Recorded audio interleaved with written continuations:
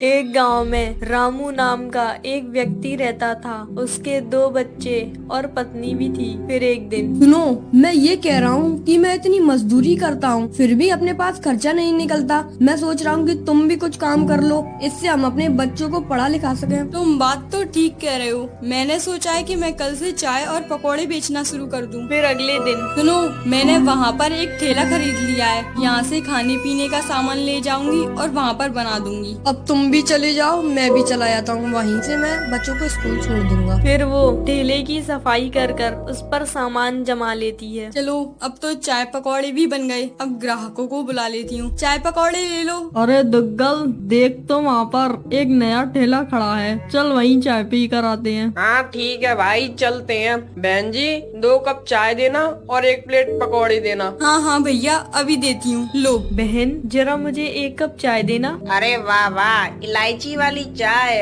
और प्याज वाले पकौड़े, वाह। बहन जी, जरा 1 प्लेट पकौड़े और देना। हे भगवान, ये तो आप ही की कृपा है जो आज पहले दिन ही इतने सारे ग्राहक आ रहे हैं। फिर उसी शाम चलो, अब तो शाम हो गई। अब तो बारिश होने वाली है। घर पर ही चली जाती हूँ। फिर वो अपने घर चली जाती है। हे प्रभु, आज आपकी कृपा से ये पैसे मिले हैं। मैं आपके पैसे आप ही को सौंपती हूँ। मम्मी आ गई, मम्मी आ गई। क्या हुआ रामू, क्या चीख रहा है? अरे माँ, आप आ गई? आज कैसा रहा तुम्हारा पहला दिन और मुनाफा कितना हुआ? आज तो मुझे पहले दिन ही 500 रुपए मिल गए। ये सब भगवान की कृपा है। चलो, अब खाना खाकर सो जाते हैं। अगले दिन अरे बहन जी, जरा 4 प्लेट पकौड़े पैक कर देना। हाँ भैया, लो। अरे नहीं, चीनी तो खत्म हो गई। अब मैं चाय कैसे बनाऊंगी? एक काम करती हूँ, दुकान से 5 किलो शक्कर ले आती हूँ। फिर कुछ देर बाद चलो, अब जल्दी से इसमें शक्कर डाल देती हूँ, वरना किसी को फीकी ही चाय देनी पड़ेगी। आंटी, मैं बहुत भूखा हूँ और मेरी माँ भी बीमार है। क्या मुझे कुछ खाने के लिए मिलेगा? हाँ हाँ बेटा,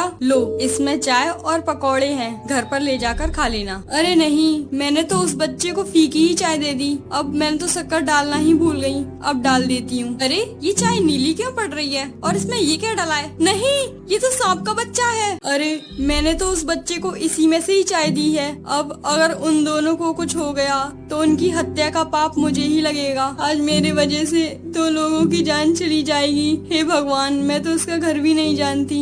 अब आप ही कुछ कीजिए। हे भगवान, मैंने तो आज तक किसी का भी बुरा नहीं किया, पर ये क्या, 2 लोग ही जान जाने वाली है। अब आप ही कुछ कीजिए। फिर वो चीख चीख कर रोने लगती है। फिर कुछ देर बाद आंटी, क्या मुझे फिर से चाय मिल सकती है? मैं रास्ते में जा रहा था तो मेरे हाथ से पन्नी छूट गई और चाय फैल गई। बेटा, तू ठीक तो है ना? हे भगवान, तुम्हारा बहुत बहुत धन्यवाद। हे भगवान, मुझे आप पर सच्चा भरोसा था। आपने मेरे भरोसे को टूटने नहीं दिया। आपका बहुत बहुत धन्यवाद। फिर वो बच्चा दूसरी चाय लेकर चला जाता है। फिर वो ईमानदारी से अपना काम करती है और वो लोग खुशी खुशी रहने लगते हैं। अगर हमें भगवान पर सच्चा भरोसा है तो भगवान कभी हमारा भरोसा नहीं तोड़ते।